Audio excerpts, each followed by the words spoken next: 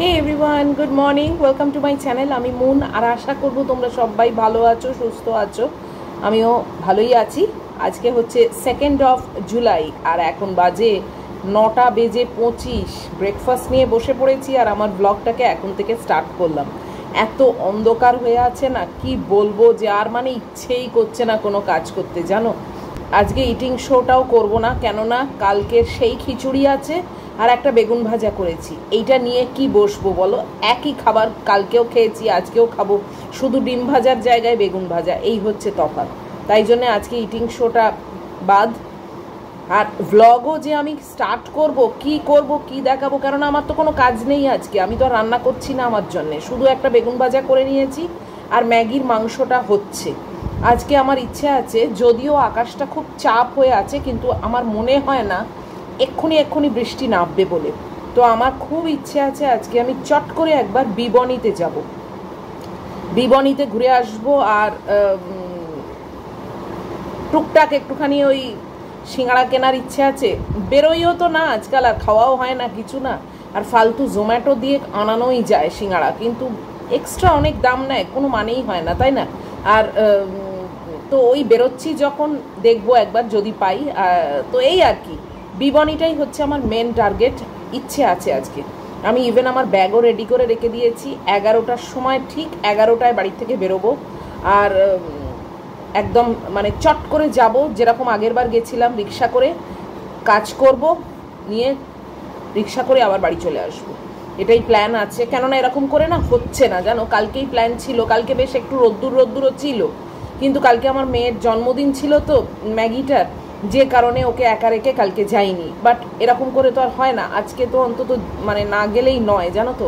Last বিবনীতে আমি মানে eyebrow করেছি 3rd অফ জুন, আর এই কালকে 3rd অফ জুলাই হতে চললো। বলো, 1 মান্থ! এরকম আমার জীবনে কখনো হয়নি। আমি ইউজুয়ালি মাসে 2বার করে করি, এখন এরকম অবস্থা। তো যাই হোক, আজকে খুবই ইচ্ছে আছে যাওয়ার। যদি না মুষলধারে বৃষ্টি আসে, আমি ঠিক 11টায় চলে যাব, যে কারণে আমি এখন চানও করবো না। চান করে আর মানে বেরোতে ইচ্ছে করে না, জানো তো, শরীরটা ঠান্ডা হয়ে যায় তো, আর একদম ইচ্ছে করে না।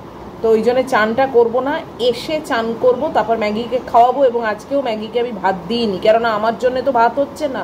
এবার ওর ওইটুকুনি ভাত না, মানে সেই 1 গরস 2 গরসের মতো, ওইরকমভাবে করাও যায় না। আর তারপরে ফিরে আসবো, মহিলা তো একটু ডিস্টার্ব থাকবেই। ওই জন্যে আজকে মেজাজ যদি মহিলার গরম থাকে, ভাত তো একেবারেই খাবে না, বেচারার খাওয়াটাই মাটি হবে। ওই জন্যে আমি আজকেও শুধু মাংস আর মাছটাই রেখেছি, কুকারে হচ্ছে।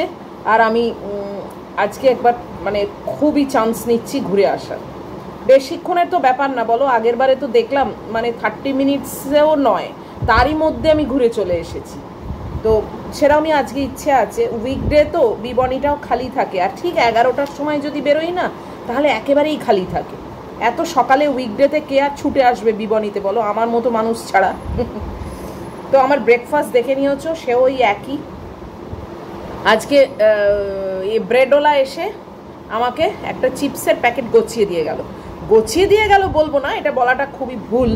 গছিয়ে কেউ কাউকেই দিতে পারে না, অবশ্যই আমিও রাজি ছিলাম বলেই ও আমাকে দিয়েছে। মানে একটা চিপসের প্যাকেট এনে আমার সামনে দাঁড়িয়েছে, বললো যে চিপস এনেছি, আজকে নেবেন।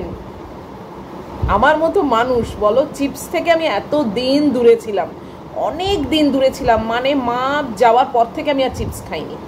মা থাকাকালীনই আমি চিপস বন্ধ করে দিয়েছি। আমি বোধহয় লাস্ট চিপস খেয়েছি সেই অগাস্টে।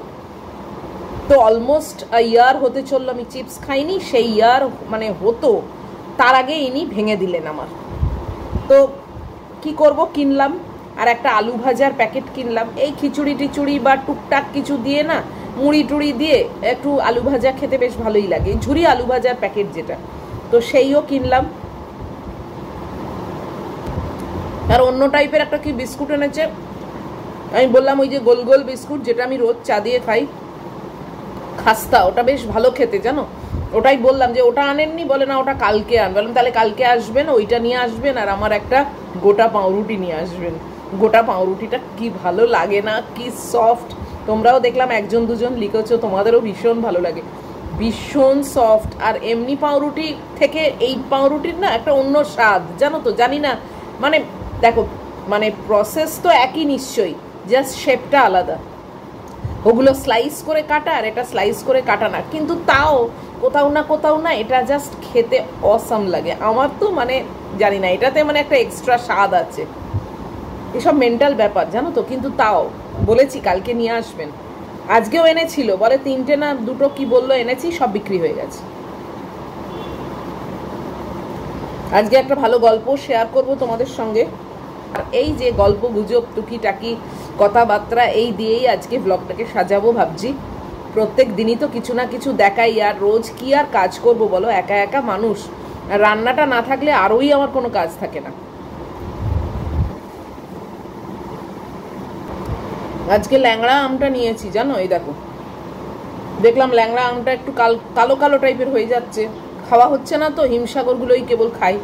তো ওই 3টে সেই ল্যাংড়া আম নিয়েছিলাম না ব্লিঙ্কিট থেকে, তোমাদের দেখিয়েছিলাম, তো সেটারই একটা কেটেছি, জানি না কেমন হবে। আমি খুব একটা ল্যাংড়ার পক্ষপাতী নই,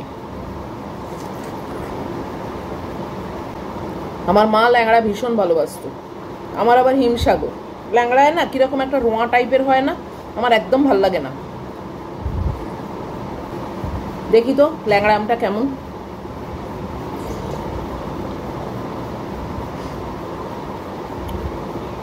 এমনি মিষ্টি আছে ভালো, কিন্তু ওই একটু রোঁয়া আছে, যাই হোক। হিমসাগর তো এবার বোধহয় উঠেও যাবে, এবার ল্যাংড়ারই তো টাইম। আর খেয়ে উঠে হাতটা ধুয়ে তোমাদের সঙ্গে একটা গল্প শেয়ার করব, বেশ ভালো গল্প একটা। চলো খেয়ে নি, তারপরে আসছি আবার। বেশ অনেকক্ষণ পরে আবার এসে হাজির হয়েছি তোমাদের সামনে, আর এখন বাজে 11:45, আমার হাতে আর 15-20 মিনিট আছে।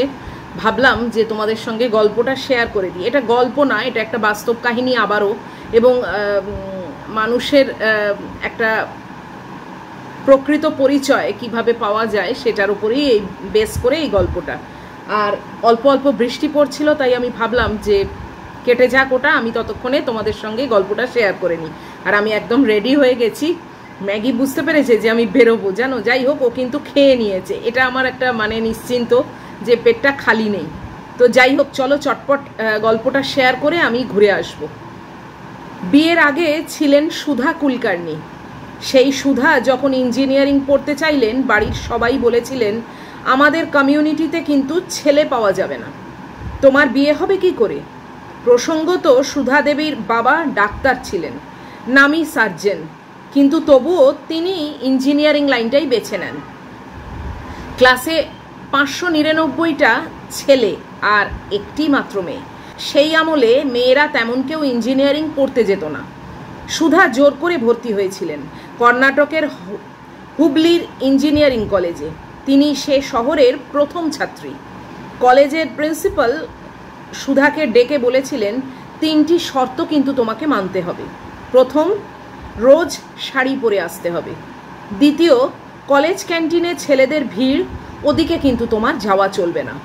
আর 3 নম্বর, কোনো ছেলের সঙ্গে ক্লাসে কথা বলা যাবে না। তিনি অক্ষরে অক্ষরে 3টি মেনে চলতেন, কিন্তু কলেজের 2য় বর্ষে 3 নম্বর শর্তটি আর মানা সম্ভব হয়নি, কারণ ছেলেরা তার দিকে পূর্ণ দৃষ্টি নিয়ে ফিরল এবং এসে কথাও বলল। ওই 600 স্টুডেন্টের মধ্যে ফার্স্ট হয়েছিলেন সুধা। তিনি তারপরে আর কোথাওই দ্বিতীয় হননি। বিইতে first, record number, gold medalist, স্বয়ং মুখ্যমন্ত্রীর হাত থেকে সেই মেডেল নেন। আরও পড়তে ইচ্ছে হলো তার, এবারে ME, সেখানেও গোল্ড মেডেল। সেই মেডেল দিল ইন্ডিয়ান ইনস্টিটিউট অফ ইঞ্জিনিয়ার্সরা। কিন্তু পাশ করে বেরোনোর পর অদ্ভুত ব্যাপার, তার জন্য কোথাও কোনো চাকরির দরজা খুলল না। সমস্ত কোম্পানি মেল ডমিনেটিং, মহিলা ইঞ্জিনিয়ারদের জন্য দরজা বন্ধ। কি আশ্চর্য তাই না? খুব বেশি দিন আগেও না, এই 1970-72-এর ঘটনা। এই সময় একটা বিজ্ঞাপন চোখে পড়ে সুধা কুলকার্নির, ইঞ্জিনিয়ার চাই, যোগ্যতার অমুক তমুক এসব লেখা, কিন্তু নিচে বড় হরফে লেখা মহিলাদের আবেদন করার প্রয়োজন নেই। টেলকো কোম্পানির বিজ্ঞাপন। তিনি খুব রেগে টাটা কোম্পানিতে স্বয়ং JRD টাটাকে একটা চিঠি লিখলেন। এরকম কেন হবে? যোগ্যতাই কি একমাত্র মাপকাঠি হতে পারে না? টাটা কর্তারা নড়ে চড়ে বসলেন। ডাক পেলেন স্পেশাল ইন্টারভিউতে, এবং বাকিটা ইতিহাস। তিনি টাটার টেলকো কোম্পানির প্রথম মহিলা ইঞ্জিনিয়ার, ডেভেলপমেন্ট ইঞ্জিনিয়ার পদে যোগ দিলেন। কাউকে না কাউকে তো অসম লড়াই চালাতে হয়, আর তার সুফল ভোগ করে পরবর্তী প্রজন্ম। এরপর এই টেলকোতেই নারায়ণ মূর্তির সঙ্গে তার আলাপ। তারপর বিয়ে। সুধা 400 টাকা আর নারায়ণ 400 টাকা দিয়েছিলেন নিজেদের বাড়িতে। সেই টাকাতেই সাদামাটা আড়ম্বরহীন বিবাহ হয়েছিল। তাদের এক ছেলে ও এক মেয়ে, দুজনেই এখন প্রতিষ্ঠিত। ইনফোসিস খোলার কথা মাথায় আসে নারায়ণের। নিশ্চিত জীবন ছেড়ে এক অনিশ্চিত সম্ভাবনা। সুধা তখনও চাকরি করতেন এবং নিজের সমস্ত জমা পুঁজি দিয়ে দিয়েছিলেন। তারপরেও খানিক দিন সুধার চাকরির আয়ে 4 জনের সংসার চলত। এই হলো গোড়ার কথা। তারপর দেশের নানা প্রান্তে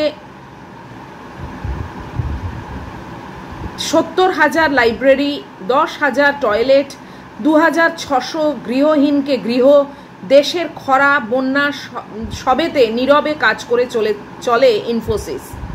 তিনি একদিকে শিক্ষিকা, লেখিকা, আবার অত বড় কোম্পানির চেয়ারপারসন। বহু সম্মান, বহু পুরস্কার তিনি পেয়েছেন। টাটা কোম্পানি ছাড়ার সময় জে.আর.ডি. টাটা তাকে অমূল্য উপদেশ দিয়েছিলেন। সবসময় একটা কথা মনে রাখবে, তোমার সমস্ত টাকা পয়সার তুমি ট্রাস্টি। টাকার সবসময় হাত বদল হয়, হাতে রেখে লাভ নেই। টাকা বড় ক্ষণস্থায়ী, যদি সাফল্য আসে সমাজকে কিছু ফিরিয়ে দেবে, সেটাই কিন্তু চিরস্থায়ী। তিনি আজও ভোলেননি সেই কথা, এবং সবাইকে চমকে দিয়ে তিনি বলেন, বিগত 21 বছর আমি কোনো শাড়ি কিনিনি, না পরি, যা পরি সবই পাওয়া, আমি শুধু বই কিনি। একবার এমনও হয়েছিল, তিনি প্লেনের বিজনেস ক্লাস লাইনে দাঁড়িয়েছিলেন। এক ভদ্রলোক তার সাজ পোশাক দেখে তাকে ক্যাটল ক্লাস বলেছিলেন। তিনি জানতেন না সুধা মূর্তি ভারতের রিচেস্ট পার্সনদের মধ্যে অন্যতম। পদ্মশ্রী সুধা মূর্তির বলেন, simplicity is the best jewellery I wear.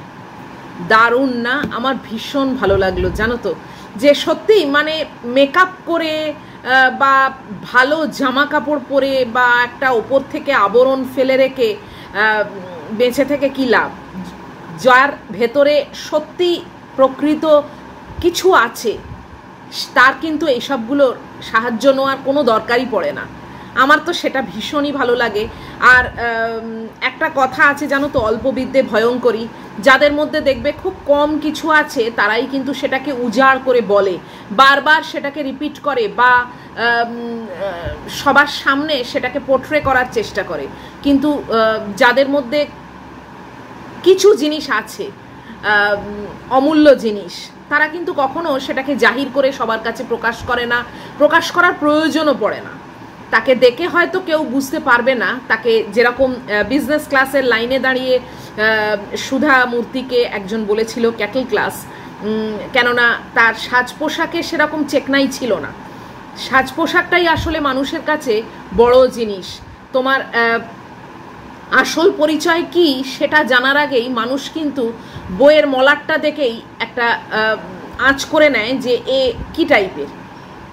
যেরকম কয়েকদিন আগেই আমার একটা টাইটেলে দেখবে ওই মুগ ডাল দিয়ে মাছের মাথা দিয়ে মুগ ডাল রান্না করেছিলাম, সেখানে মুখ কথাটা লিখেছিলাম।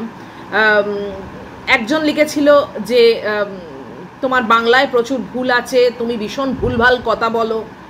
আরও একজন লিখেছিল যে তোমার এই মুখ ডাল লেখাটা দেখেই পরিষ্কার হয়ে গেল যে তুমি কত বড় অশিক্ষিত। আমি কিন্তু ডিলিট করে দিয়েছি মেসেজগুলো। আমি কিন্তু তাদের সঙ্গে পাল্টা ঝগড়া করতেও যাইনি, এবং সেটা আজকে কথা প্রসঙ্গে তোমাদের সঙ্গে শেয়ার করলাম, বাট আমি কিন্তু এই প্রসঙ্গটা টেনেও আনিনি। আমি কিন্তু ওটাকে পিন করে দিতে পারতাম যে আমার পরিবারের কিছু মানুষ যদি তাকে অ্যাটাক করে, কি প্রয়োজন পড়েনি, মনে হয়নি সেটা। কেননা আমি কি, আমার কি কোয়ালিফিকেশান, আমি কি শিক্ষায় শিক্ষিত সেটা যাচাই করে লোকেদের দিয়ে বলানো বা সেটাকে আরও মানে বড় করে পোর্ট্রে করা বা ক্যামেরার সামনে সেটাকে বারবার তুলে ধরার কোনো প্রয়োজন আছে বলে আমি মনে করি না। তো তার চোখে যদি আমি অশিক্ষিত থাকি কই বাত নেই, কিছুই দরকার মানে কোনো অসুবিধে নেই আমার, আমি না হয় অশিক্ষিতই রয়ে গেলাম, কিন্তু আমি তো জানি আমি কি, তো সেটাই যথেষ্ট। আর যে মানে সামান্য মানুষরা যারা জানে তাদের কাছে হয়তো আমার অন্য পরিচয়টাই রইল, আর বাকিরা যদি মনে করে থাকে আমি অশিক্ষিত তাহলে তাই। আর ঠিক সেই জিনিসটাই কিন্তু সুধা মূর্তির হয়েছে। সুধা মূর্তির সঙ্গে আমি কোনো অংশে কম্পেয়ার করছি না নিজে, উনি কোথায় আর আমি কোথায়, আমি নগণ্য, আর উনি তো মানে একদম সবসময় গোল্ড মেডেলিস্ট, হাইফাই, বিশাল ব্যাপার। তো সেটা আমি কম্পেয়ার করছি না, জাস্ট একটা কথা প্রসঙ্গে মনে হলো এটা উদাহরণ হিসেবে ব্যবহার করতে পারি। তো খুব ভালো লাগলো আমার পড়ে এই পিসটা, যে মানুষের ভেতরটা একটু জানা উচিত বা মানুষের আসল যে পরিচয় সেটাকে একটু যাচাই করে দেখা উচিত। মানুষ কিন্তু সেটা করে না, জানো তো, চট করে একটা কিছু চিন্তা করে নেয়, চট করে একটা কিছু ডিসিশন নিয়ে নেয়, বা চট করে একটা রিয়্যাক্ট করে ফেলে, বা একটা কিছু উক্তি দিয়ে দিল, একটা কিছু বক্তি দিয়ে দিল, বলে দিল। তো এই জিনিসটা কিন্তু মনে হয় আমার বলে বলছি না, কারুর জন্যেই কিন্তু এটা ঠিক নয়, এটা খুবই খারাপ। যাই হোক, খারাপ ঠিক বেঠিকের কথা আর এখন ধরছি না। আমার মনে হয় এখন একটু আকাশটা পরিষ্কার আছে, আমি চট করে একেবারে ঘড়ি পরে রেডি আছি, জানো তো, চট করে যাব বিবনীতে। আর যদি সেরকম বুঝি আমি সিঙ্গাড়ার দিকেও যাব না, আমার পারপাস হচ্ছে মেন বিবনীটা, ওইটা করব, চলে আসব। তো এসে আবার তোমাদের সঙ্গে কথা হচ্ছে, এখনকার মতো আমি রাখছি। চটপট সব কাজ সেরে নিয়েছি, সিঙ্গাড়ার দিকে আমি আর যাইনি, ওই মিয়ামোর থেকে টুকটাক একটু কিনেছি, বাস হয়ে গেছে। আমি রিক্সা ধরে নিয়েছি, যাচ্ছি বাড়ির উদ্দেশ্যে। আর আসার সময় এমন টিপটিপ করে বৃষ্টি পড়ছিল না যে মোবাইলটা আর বারও করিনি, তাই আশাটা আর তুলিনি, শেয়ার করিনি। এখন বাড়ি যাচ্ছি, এখন বৃষ্টিটা বন্ধ আছে, আর রাস্তাঘাট একটু আধটু জল আছে, কিন্তু এই দেখো এদিকটা জল জমে আছে বাঁদিকে। যাই হোক, চলো বাড়িতে গিয়ে আবার কথা হবে। ম্যাগিটা কি করছে কে জানে, ওকে রেখে বেরিয়ে না বড্ড অশান্তি হয়, জানো তো, এটা আমার একটা মানসিক ব্যাপার। এসে গেছি, আজকে 35 মিনিট টাইম লেগেছে। একটু ওষুধের দোকানে গেছিলাম, আর তারপরে ওই দু একটা ওষুধ আমি কিনে রাখি সব সময়, সেই জন্যই গেছিলাম। চলো দেখি কি অবস্থা। যাওয়ার সময় ভিডিও করতে পারিনি, জল মানে বৃষ্টি পড়ছিল টিপ টিপ করে। চলো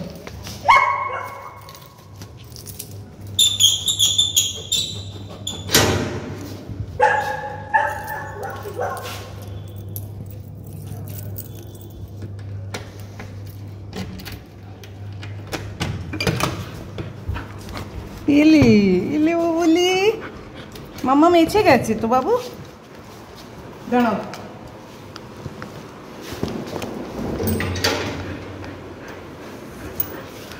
চলো চলো, মাম্মাম ছুটে ছুটে এসেছে গো, ছুটে ছুটে এসেছে তোমার জন্যে। তুমি একু একু আছো বাবু, বাবু নিয়ে নিয়ে কি করলে তুমি একু একু? হ্যাঁ চলো, বললাম তো এক্ষুনি আসবো আমি। বসেছিল, ভয়ও তো করে বলো, ওরা ভীষণ ইনসিকিউরিটিতে ভোগে, জানো তো, ওদের সবসময় একটা ভয়। আর যাওয়ার সময় ভিডিও করব কি, এত টিপ টিপ করে জল পড়ছে না, সে রিক্সা দিয়েও জল পড়ছে মাথার উপর দিয়ে, আমি আর মোবাইলটা বাড়ি করিনি, কেননা যদি জল পড়ে আমার মোবাইলটা খারাপ হয়ে যায় তো আমি মরেছি। উফ, যাই হোক, আইব্রো করে নিয়েছি, আর বিবনী তো আগের বার দেখিয়েছি, ওই জন্য এবারে আর তুলিনি। তো এখন হ্যাঁ এই দেখো, ইলে বাবালি ইলে বাবালি, চলো আমি এবার চান করবো। ইলে বাবালি ইলে বাবালি, একটু মাম্মাম না বেরোলে কি করে হয় শোনা, তাও তো ছুটে ছুটে গেছি, ছুটে ছুটে এসছি বলো, তাই না? হ্যাঁ, মিষ্টির দোকানে আর যাইনি, জানো তো, ওই মিয়ামোর থেকে একটু চিকেন প্যাটিস নিয়ে এসছি, আর একটা চিকেন রোল টাইপের, ওই আমার রাত্রিরের ডিনারে হয়ে যাবে। আর দেখলাম যে মিষ্টির দোকানে গেলে না আরও দেরি হয়ে যাবে, বেচারা বসে আছে আর আমি সেখানে মজা করে এদিক ওদিক ঘুরবো, পারলাম না। উফ, এই করে এলাম। কাল আগের বার 3 জুন করেছিলাম, এবার 2 জুলাই করলাম, আবার সেই 2 নয়তো 1 নয়তো 3 অগাস্টে হবে। আর তার মধ্যে আমি বেরোচ্ছি না। তো চলো এবার আমি চান করব, আর আজকের ভিডিওটা আমি শেষ করে দিচ্ছি এখানেই। আর কিচ্ছু দেখানোর নেই জানো তো। তো আজকে এরকমই থাকুক। উফ, হাঁপিয়ে গেছি। তো যদি আজকের ভিডিও তোমাদের ভালো লাগে, যদি ওই গল্পটা তোমাদের ভালো লাগে, একটা সত্যি ঘটনা জানো, খুব ভালো লেগেছিল আমার। আর তোমাদের বলেইছি তোমরা আমাকে গল্প পাঠাও, আমার হোয়াটসঅ্যাপ নাম্বার তো তোমাদের গত ব্লগেতে শেয়ার করে দিয়েছি, আবার আমি এখানে শেয়ার করে দিচ্ছি আমার হোয়াটসঅ্যাপ নাম্বার। এই হোয়াটসঅ্যাপে তোমরা গল্প পাঠিও, যদি ভালো হয় এবং আমার ভালো লাগে তাহলে অবশ্যই কিন্তু আমি তো সবার সঙ্গে সেটা শেয়ার করব এবং তোমাদের নামটাও বলবো যে পাঠিয়েছো। তবে এটা মাথায় রাখবে যে বিশাল বড় গল্প হলে কিন্তু আমি সেটা অ্যাকসেপ্ট করব না। আর পুজোর অর্ডার ফ্যাব্রিকের সেটাও কিন্তু দিতে থাকো। পুজো তো সামনে আসছেই, এখনও জুলাই আগস্ট সেপ্টেম্বর বাকি, 3 মাসের মধ্যে কিছু তো কাজ আমি নিশ্চয়ই করে দিতে পারবো। কুর্তি কুর্তা এইগুলো হলে তো অবশ্যই আমি করে দিতে পারবো, আর শাড়িটাও করে দিতে পারবো, একটু চাপে থাকতে হবে, বাট স্টিল ঠিক আছে, চেষ্টা করব অবশ্যই করে দেওয়ার। তো চলো আজকের মতো এখানেই বিদায় নিচ্ছি। হ্যাঁ যাচ্ছি, দাঁড়াও। আজকের মতো এখানেই বিদায় নিচ্ছি, দেখা হচ্ছে তোমাদের সঙ্গে আবার পরের ব্লগে। টিল দেন তোমরা খুব ভালো থেকো, সাবধানে থেকো, লাভ ইউ অল। আর আজকে কিন্তু কোনো ইটিং শো আসছে না, তোমাদের জানিয়ে দিলাম, কেননা এই ব্লগটা তোমরা যখন পাবে এই ইনফরমেশনটা তোমরা পেয়ে যাবে। তো চলো দেখা হচ্ছে পরের ব্লগে।